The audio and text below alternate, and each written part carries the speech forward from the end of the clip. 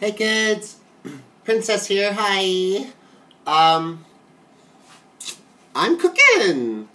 Princess is depressed.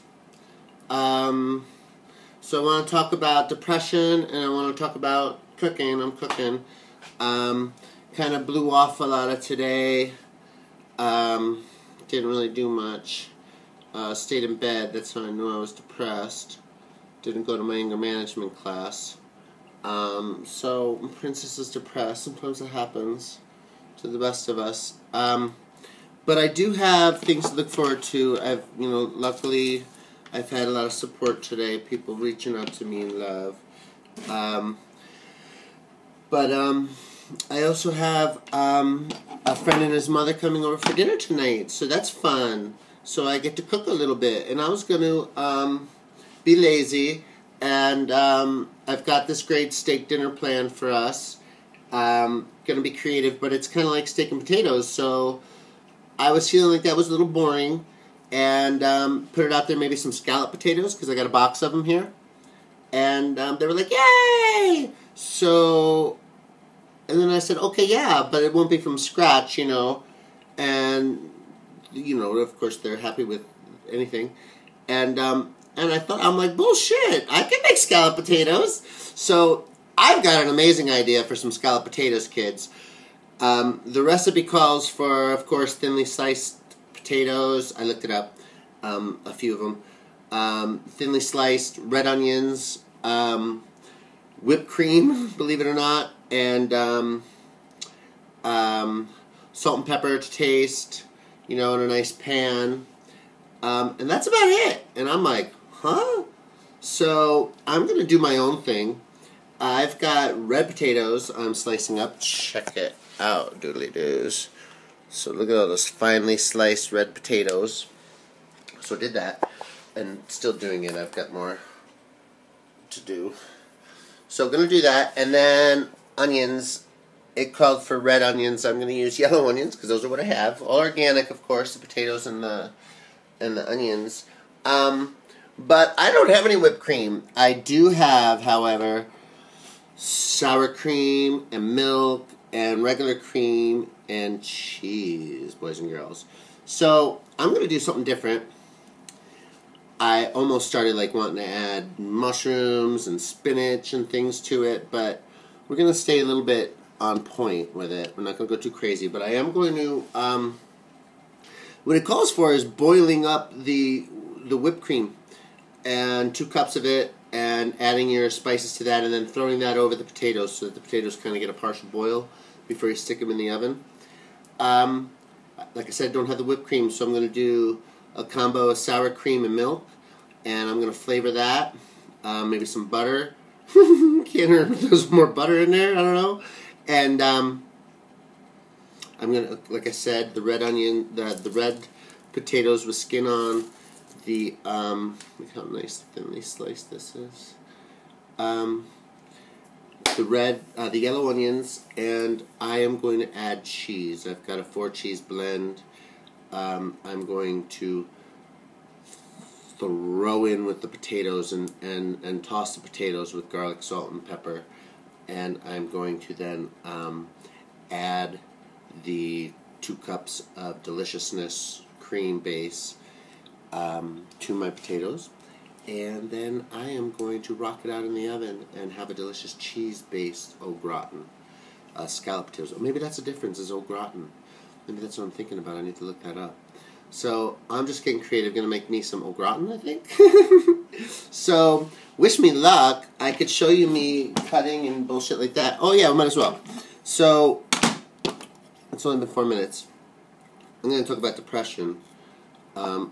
I'm depressed, and I didn't realize it at times. My SMI, which is Severe Mental Illness Classification, is based on my depression. What's interesting about it, and I learned this through applying for disability, is that people who are sick, and the disability office sent out letters to my parents and my wife and people, because people who are sick don't realize they're sick. Because we've already developed all these coping mechanisms, whether it's substances or just, overeating or this or that, or sleeping or getting angry and acting out. Whatever it is, we end up creating coping mechanisms. And usually we don't get confronted with our actual condition until we run into the law, or we have to reconsider our lives for some reason because of a reset option, necessity for a reset, like marriage counseling or intervention, I don't know, or court-ordered anger management classes and blah, blah, blah, blah, blah. The good thing about all of that is getting the help and realizing that there is help, there's medications. Depression is a chemical imbalance.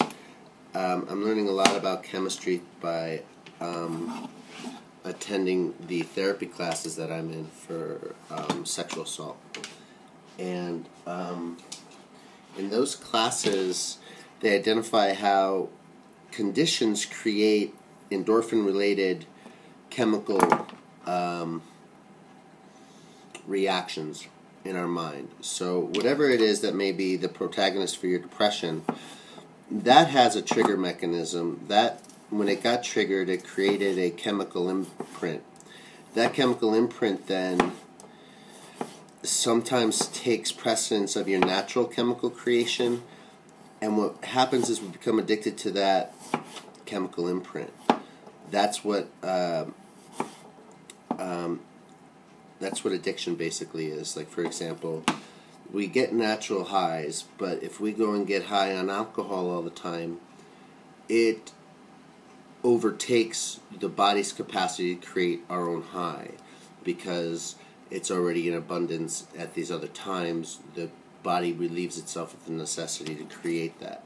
So we then become insufficient in our natural production of those chemicals, and therefore addicted to the supplementation of those chemicals through our substance abuse. Anyway, the same happens with depression, whether it's states of euphoria that you're addicted to, or I suppose actually the state of depression being kind of self-introspective and for me very melodramatic and kind of, I don't know what you'd call it, but being a baby for certain, being a baby and wanting attention or something, I don't know. But depression's very real, and I never really thought about it that way. I remember when Tom Cruise gave Brooke Shields a bunch of shit about it, and I really didn't know where I stood on that, besides that I thought Tom Cruise was being a dick.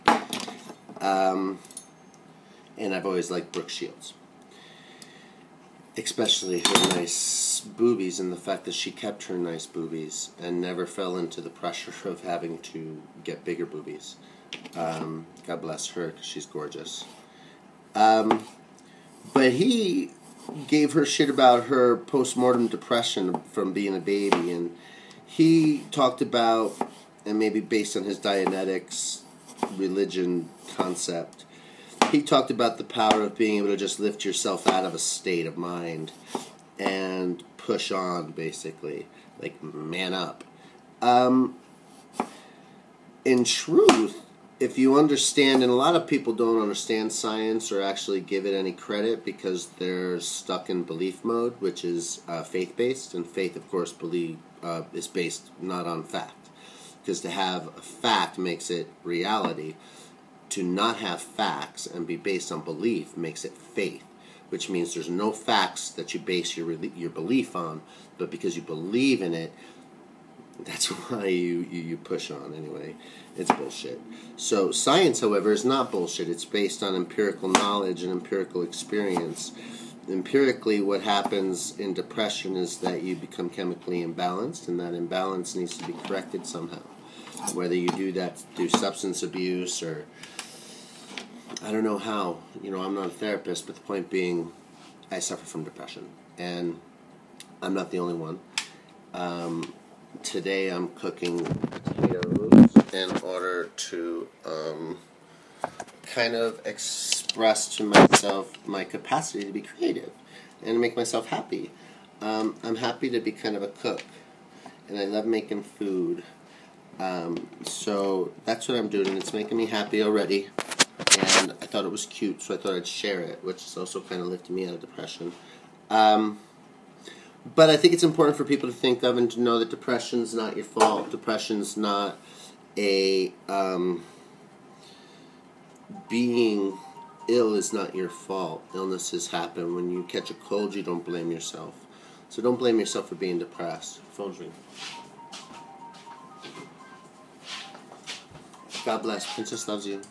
Talk to you later. Bye.